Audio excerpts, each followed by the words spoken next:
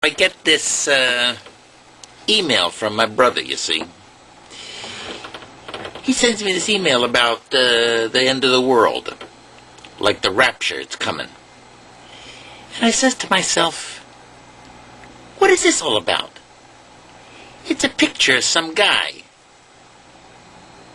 preaching. I think, wait a minute. My poor brother. He's become a born again. A marron, I know what happened.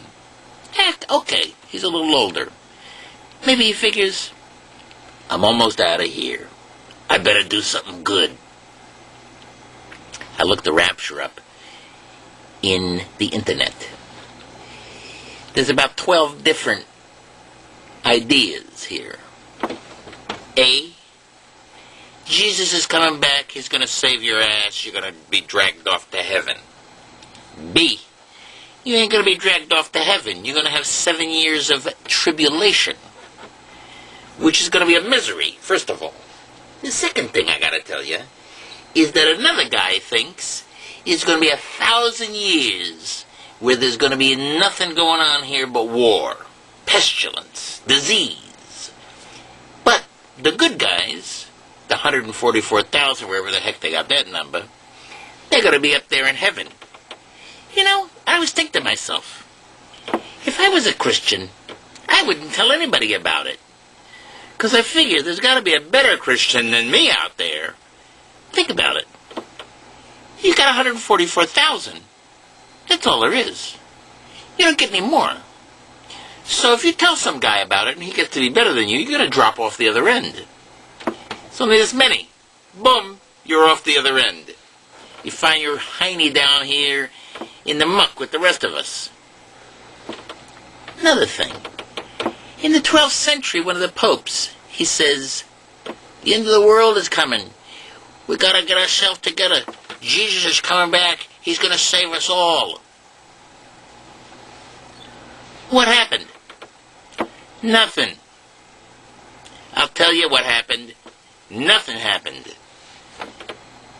What happened was another pope was born. Another pope was born. Another pope was born. They last about a couple of years. On average, I think a pope lasts maybe 2-3 years. Tops. It's the last job, you know? When you get to be pope, that's it. Now let's jump forward to the 1950s. And there was a guy named Mr. Pentecost. He was a preacher. And guess what? He started the Pentecostal movement. And his whole gig was, you don't shape up, Jesus is going to come back, he's pissed off, and he's going to get you. Or, he's not going to take you with him. Imagine, he's not going to take you with him. What kind of a guy is this, anyway? Hey, come on, wake up already. What is this all about? They're after the kid. They strap the kid to the barbed wire and they beat the crap out of him and he dies up there in the snow. Then the preacher, he's from Kansas, he comes out there with a picket sign and says, good, you should be dead, you're a fag. What kind of a guy is this? Come on, is this the kind of person I want to hang out with? If he's going to go up there, I don't want to be with him. He follows people to the grave. Their mother is standing there, looking down on their dead kid's body, and he's standing across from him saying, good thing your kid is dead, you raised a faggot. I'm telling you, this is not a good person. There's another story. In the late 1800s, they came up with this idea, never heard of it before, of the rapture.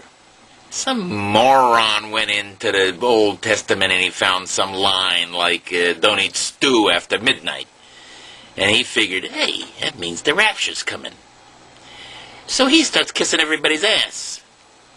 And he's making big dough off of it. Believe me, they're making some good money out of that thing. So, all I gotta say is, give him a break. Give him a break. It's hot enough down here. Get off of my back. I love you guys. Back off a little. Mwah. That's what I think.